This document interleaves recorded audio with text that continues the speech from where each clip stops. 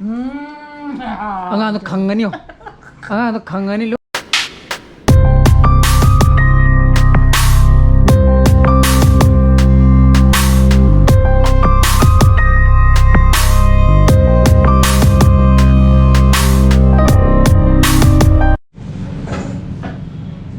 Good morning guys, welcome back to my channel. My view in Kali. Editing lo tue kwa. Orang kita kan nak bagi. Kaya ni dah orang je pemeri dah mock drill itu na.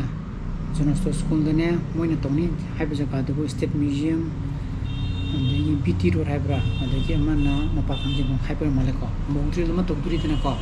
Macam tara mana ni kali khabar tu je yang yau ni. Khabar tu je yang yau itu na ko. Madu na mock drill operation avia sai ko. Sigi state level mock drill ma tawturi ko aduna sigi mock drill je ai horen yam sarkane aduna je pung hum ta dore aduna yemurasi school dani sali jonas tonda moine kai to gya bado modu ju harap jingjan ba khosan ba kai dana ko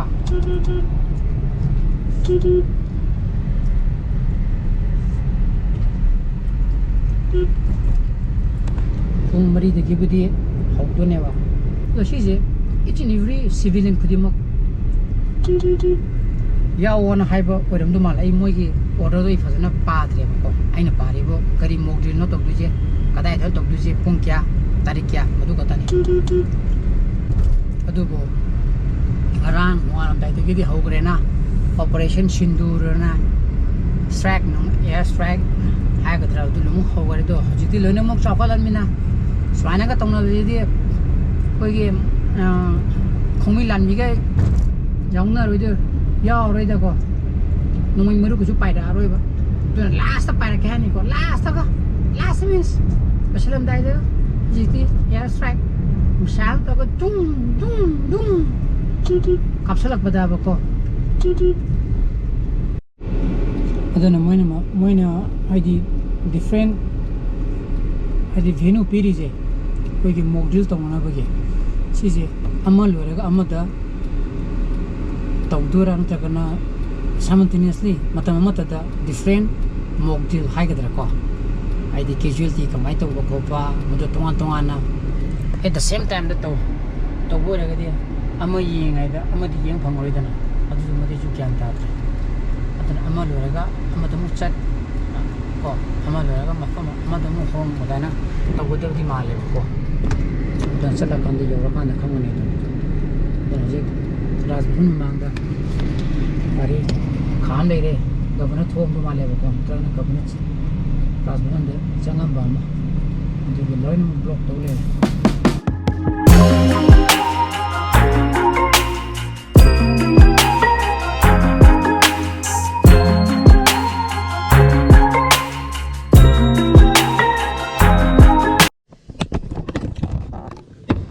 Mayam je Echanupa loba sangjele ko ngasai mock drill je ai phajana yenge ko ngasai ni chai tana HDPT pak ta tawdu jina ama oibasa la jonas tuna tawdu jina ama oibasa la khang di haitana adu madana lunimu oibasa ne ba ko adu ngasai je changjele dana changjela kanda moigina horen ko na du drill tor kanda inam mage khola ke na iji nam de ba ko ai mogi to pakra ai di drill utabita koi kino da hole amada satra mayam adagi oza mayam tawraga moina ai di sumai tawgadabni sumai tawi ai di khara ai defense ki kino khara ai di utabita hai ta ne ko theory ki type ta khara sum tok pi le me ko madul waraga tawdune ba drill mayam je atuka madu gi tawri kan du da ise somda emergency ma thaba ma sat ya da na ije korok podagi ije nan thore adana madu du mai mathe yeng da gai la ko adagi dum pung mari makhai khare helap mari mini phone sai din phone to kan da koi jonos to na to bodi loi kra ko sai khara khongi to bodi loi kra duna som biti pa rom da to hori mathang dana to hori bune na dan haire adagi dum ai je dum chatpa phangitre madu re ga eju ꯑꯩꯒꯤꯁꯨ block ꯑꯃ ꯂꯩꯔꯅꯤ ꯑꯗꯨꯒ as well as ꯑꯩꯁꯨ ꯍꯥꯏꯔꯞ ꯍꯥꯏꯗꯤ ꯈꯪꯅꯤꯡꯉꯤꯗꯅꯀꯣ ꯁꯨꯃꯥꯏꯅ ꯇꯧꯒꯅꯤ ꯍꯥꯏꯕꯗꯣ ꯈꯪꯖꯟꯕꯗꯗꯤ ꯃꯥꯡꯗꯦꯗꯅ ꯍꯧꯖꯤꯛꯇꯤ ꯑꯃꯨꯛ ꯑꯣꯄꯔꯦꯁꯟ ꯁꯤꯟꯗꯨꯔꯅ ꯉꯔꯥꯡꯗꯒꯤ ꯍꯧꯈ꯭ꯔꯦꯅ ꯑꯗꯨꯃ ꯐꯦꯜ ꯆꯠꯂꯦ ꯑꯗꯨꯅ ꯑꯩ ꯍꯧꯖꯤꯛꯇ ꯌꯨꯝꯂꯣꯝꯗ ꯍꯜꯂꯛꯄꯗ ꯏꯆꯥꯅꯨꯄꯥꯒꯤ ꯇꯨꯏꯁꯟꯒꯤ ꯇꯥꯏꯃꯤꯡ ꯂꯧꯕꯒꯤ ꯇꯥꯏꯃꯤꯡ ꯌꯧꯔꯛꯄꯗꯤ ꯑꯃꯨꯛ ꯃꯥ ꯂꯧꯕ ꯑꯃꯨꯛ ꯍꯥꯏꯖꯤꯜꯂꯛꯏ ꯑꯗꯨꯅ ꯄꯨꯡ 7 ꯇꯥꯒꯗ ꯃꯤꯅꯤꯠ 10 ꯋꯥꯠꯂꯤ ꯃꯥ ꯂꯧꯔꯒ ꯌꯨꯝꯗ ꯑꯣꯏꯅ ꯍꯟꯈ꯭ꯔꯅꯦꯕꯀꯣ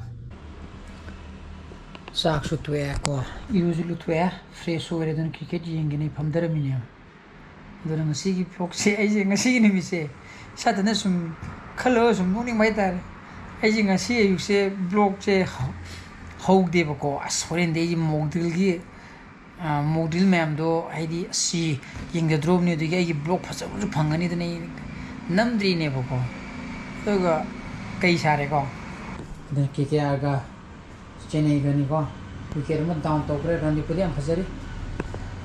ꯑꯗꯨꯅ ꯍꯣꯔꯦन ꯇꯣꯟꯗꯣꯝꯕꯁꯨ ꯂꯩꯔꯝꯗ꯭ꯔꯦ ꯇꯣꯟꯗꯣꯝꯕꯁꯨ ꯉꯥꯏꯍꯥꯛ ꯁꯨꯝ ꯂꯛꯅꯒꯦꯕꯣ ꯍꯣꯔꯦꯟ ꯃꯥ ꯂꯥꯛꯑꯀꯥꯟꯗ ꯕ꯭ꯂꯣꯛ ꯂꯣꯏꯁꯟꯕ ꯌꯥꯕ꯭ꯔꯥ ꯌꯦꯡꯒꯦ ꯒꯦꯠꯀꯁꯨ ꯂꯥꯎꯔꯦ ꯑꯩꯈꯣꯏ ꯇꯣꯟꯗꯣꯝꯕ ꯍꯜꯂꯛꯑꯦꯀꯣ ꯃꯥ ꯉꯥꯏꯕꯅꯤ ꯕ꯭ꯂꯣꯛ ꯃꯥ ꯃꯇꯦꯛ ꯑꯃꯇ ꯌꯥꯎꯍꯟꯒꯦꯅꯦꯕꯀꯣ ꯃꯦꯃꯣꯔꯤꯒꯤꯒ ꯑꯁ ꯄꯤꯁꯨꯝ ꯃꯁꯨꯗꯣ ꯌꯦꯡꯉꯤꯁꯦ ꯑꯝꯇ ꯂꯦꯞꯍꯜꯂꯨꯁꯦ ꯑꯁꯤ ꯑꯝꯇ ꯂꯦꯞꯍꯜꯂꯨ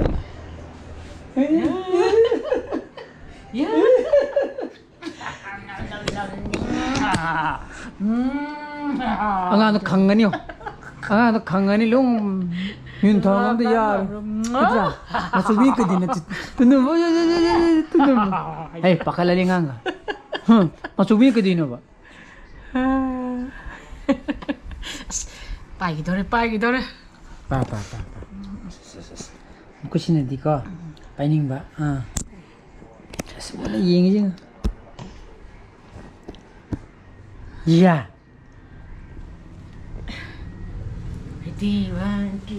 Sini ciri aja besar ya. Iya.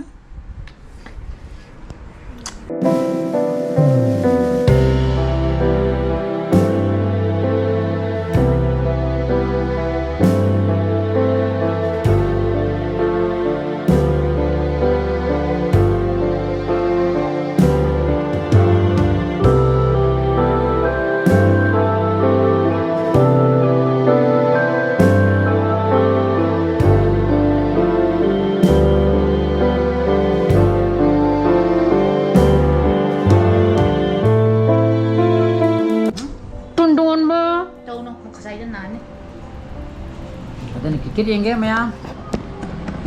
masigi vlog mata indro sanjarage vlog super thogadi like tobiramo share tobiyo and views audio subscribe tobiramo ko sa bajale biyo so please be safe and be healthy bye bye good night you koin lori jina ha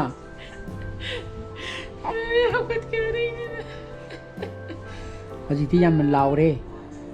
hogolu hamra pamu kolu habitat to ingi kapirak pin hamba